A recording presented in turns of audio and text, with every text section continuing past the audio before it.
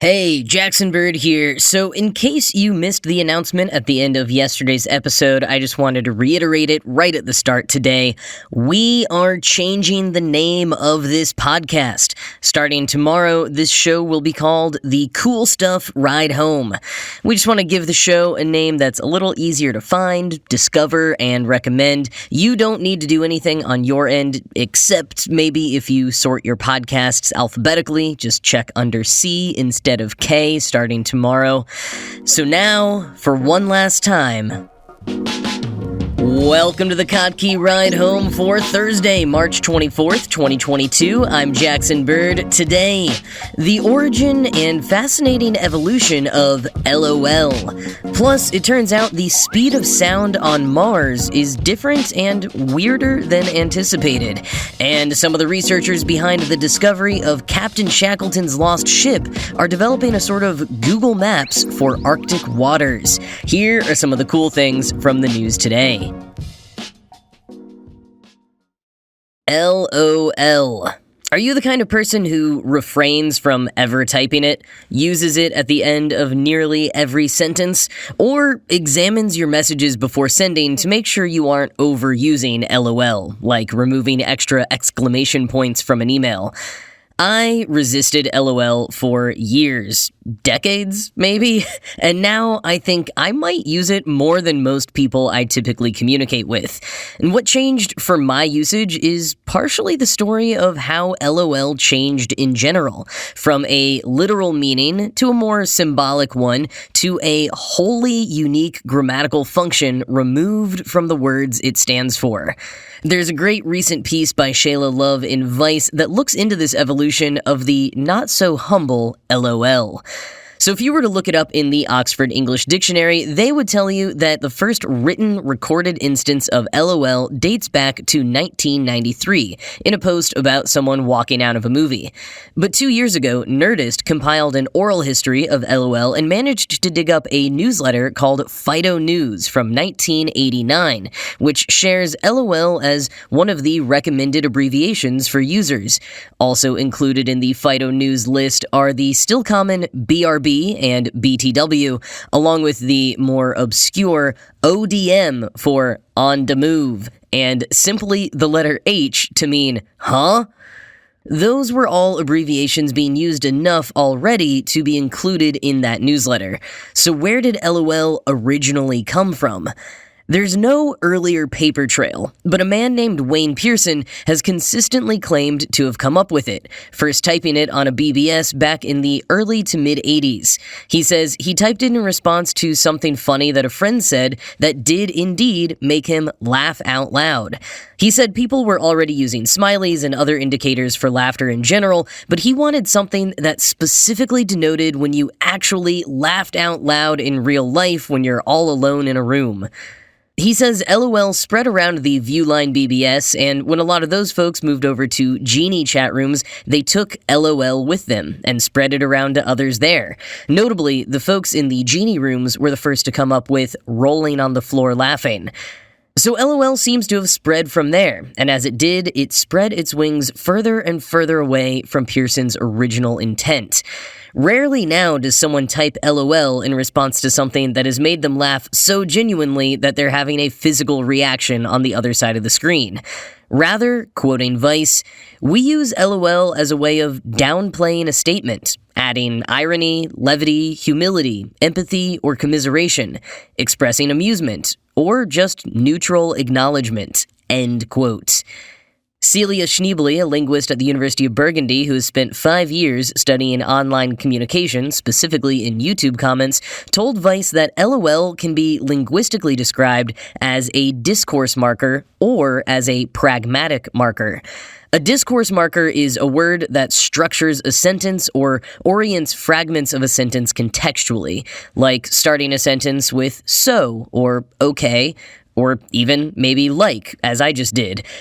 A pragmatic marker, however, is a word that can convey the speaker's attitude and add meaning to the sentence or its tone without necessarily using the word in its original definition. Quoting again, Over time, LOL has undergone pragmaticalization, Schneebly said, when a piece of language becomes a pragmatic marker and no longer only refers to what it originally signified, like LOL meaning laughing out loud.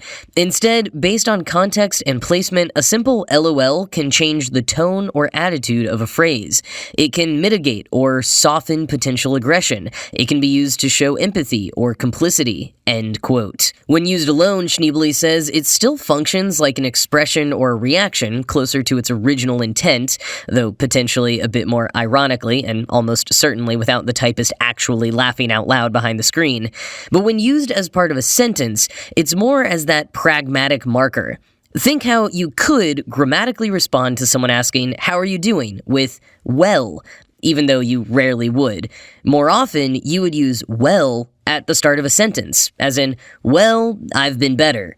That's a pragmatic marker. And similarly, LOL can be used to shift a sentence, begin a sentence, or end one. For example, LOL, yeah, that was terrible, or I kinda liked it, LOL. In those cases, the LOL is almost watering down the statement, perhaps in case it causes controversy within the conversation. And this gets to the heart of why I finally came around to LOL. I was absolutely one of those judgmental people who viewed LOL as belonging to the realm of stereotypical teenage girls. Similar to the word like. It was a marker of less intelligent speaking. But over time, I came to realize that not only is that not at all true and completely elitist, but also that both like and LOL have their own unique functions and particular meanings that really can't be conveyed in any other way. They also operate within their own grammatical norms. African American vernacular English can face similar assumptions and judgment. Rachel Weisler, a sociolinguist at the University of Oregon, told Vice, quote, "I speak to this coming from being an African American scholar, so I care about minoritized languages. A lot of people think that the way Black people speak is wrong or non-grammatical, when African American English has a full grammar system. There are ways to speak Black English wrong." End quote. And while I'd hesitate to say there's a wrong way to use LOL, there are certainly ways that deviate from what has become the norm. For example, a certain portion of older generations still use it to mean lots of love.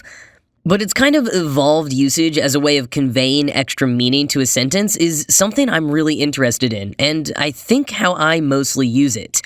I think sometimes we have to succumb to certain turns of phrases or behaviors in our writing in order to convey tone and avoid conflict. With how much we communicate via typed writing these days, breaking from traditional grammar or some of your preferred expression in order to strike a friendly tone can be crucial for interpersonal relationships. Vice points out that this is a way in which LOL has a phatic language function. Conceptualized by Russian linguist Roman Jacobson, a phatic language function is when language is used for social connection rather than or in spite of passing along information. And how LOL evolved into having a phatic language function relates back to that same concept. Laughing is like a nonverbal form of phatic language sometimes. That is to say, laughter does not always mean something is funny. Any anxious laughers can tell you that. Often a slight chuckle is a way of diffusing tension or indicating that something resonates. Similarly, LOL can often follow something that initially seems out of place or even paradoxical, but adding the LOL helps the receiver know that the person typing LOL is not entirely serious. Like, "I hate this class, LOL." And sometimes the person is serious, but the LOL kind of softens the blow and perhaps lets the other person know that they aren't trying to open the door to a more serious conversation right at this moment, even if they are actually going through a rough time. It's almost like a shield from behind which confessions can be safely made. And what about LOL's usage around the world, in non-English speaking areas? Vice says that some French people use MDR, which stands for mort de rire, or dying of laughter, but they more often simply use LOL. The same is apparently true in Italy, and my college roommate from Hong Kong used LOL and said that, to them, the Latin letters looked like a face, kind of laughing or expressing joy. LOL has come a long way from Wayne Pearson typing it literally on a BBS back in the early 80s, and it's probably here to stay for quite a while. Although I will say that the simple ha-ha can often function in the same kind of self-conscious signal sort of way as LOL. So it's not entirely on its own, and perhaps LOL will be dethroned in favor of ha-ha or another set of letters that functions in the same way. Tonal indicators are more important than ever, but as the ubiquity of LOL compared to the comparatively niche /s or other tonal indicators and centuries of failed to launch punctuation marks prove, it's something that kind of has to happen on its own natural evolution. Wayne Pearson would be the first to tell you that if you try to tell people exactly how to use something, they will inevitably ignore you in favor of remaking it in their own way. And honestly, there's something kind of beautiful in that. LOL.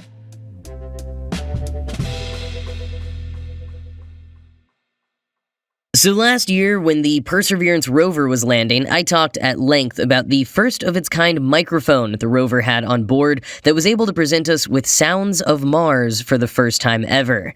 Using that microphone, as well as other instruments, scientists have now calculated the speed of sound on the red planet and discovered that it's quite different from our own here on Earth. Quoting Science Alert, "The speed of sound is not a universal constant. It can change depending on the density and temperature of the medium through which it travels. The denser the medium, the faster it goes. That's why sound travels at about 343 meters per second in our atmosphere at 20 degrees Celsius, but also at 1,480 meters per second in water and 5,100 meters per second in steel. Mars's atmosphere is a lot more tenuous than Earth's, around 0.02 kilograms per cubic meter, compared to about 1.2 kilograms per cubic meter for Earth. That alone means the sound would propagate differently on the red planet. But the layer of the atmosphere just above the surface, known as the planetary boundary layer, has added complications. During the day, the warming of the surface generates convective updrafts that create strong turbulence." End quote. Researchers at the Los Alamos National Laboratory who presented these findings at the recent Lunar and Planetary Science Conference are looking further into microphone data to see how daily and seasonal variations might affect the speed of sound. But what they've found so far, using data from the SuperCam microphone on board, is that predictions about the planet's atmosphere that sounds propagate near the surface at about 240 meters per second were confirmed, but also B, that Mars is the only terrestrial planet atmosphere in our solar system that experiences a change in speed of sound in the middle of the audible bandwidth. Quoting again, "At frequencies above 240 Hz, the collision-activated vibrational modes of carbon dioxide molecules do not have enough time to relax or return to their original state. The result of this is that sound travels more than 10 meters per second faster at higher frequencies than it does at low ones." End quote. The result? If someone were to talk in Mars's atmosphere, which they wouldn't because the atmosphere is unbreathable, but go with me on this one. If they were to talk in the Martian atmosphere, it would sound kinda off due to the higher pitched sounds traveling faster than the bass notes. So someone listening in would hear the higher pitched sounds sooner than the deeper ones. But again, astronauts will always be inside of pressurized suits or pressurized spacecraft or habitats, so this probably won't lead to any sort of communication challenge when talking with folks back home, but it is super fascinating and might lead to further insights on Mars's fluctuating planetary boundary layer. And if you want to learn more about the SuperCam microphone that Perseverance has on board, which was designed by an LA musician, I will put last year's episode in the show notes.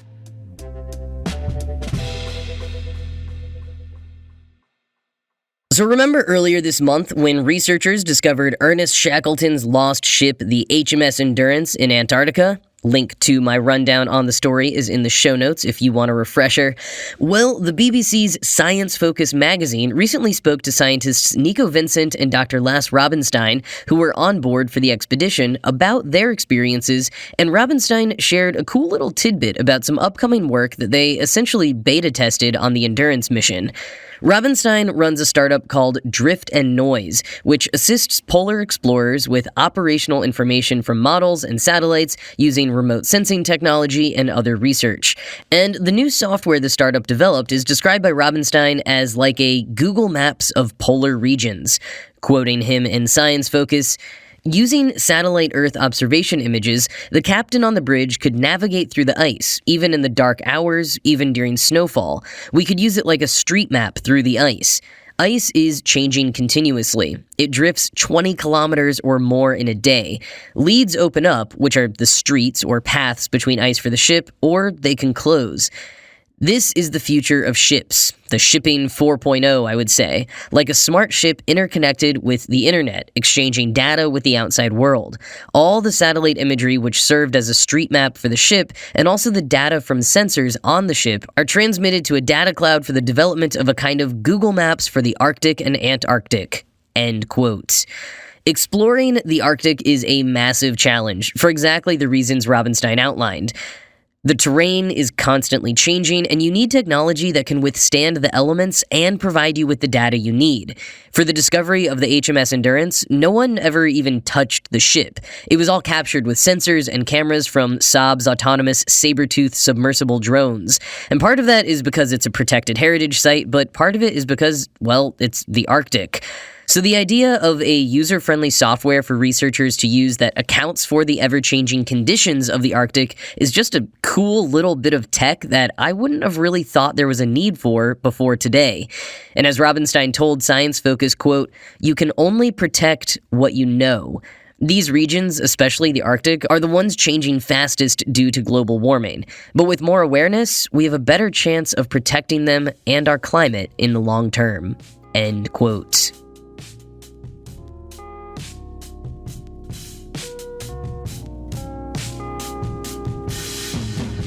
Well, once again, don't forget that the name change will be happening tomorrow, Friday the 25th. Sometimes different podcatchers take longer to update, so I can't guarantee when it'll show up on your end, but as of tomorrow, we will officially be the Cool Stuff Ride Home.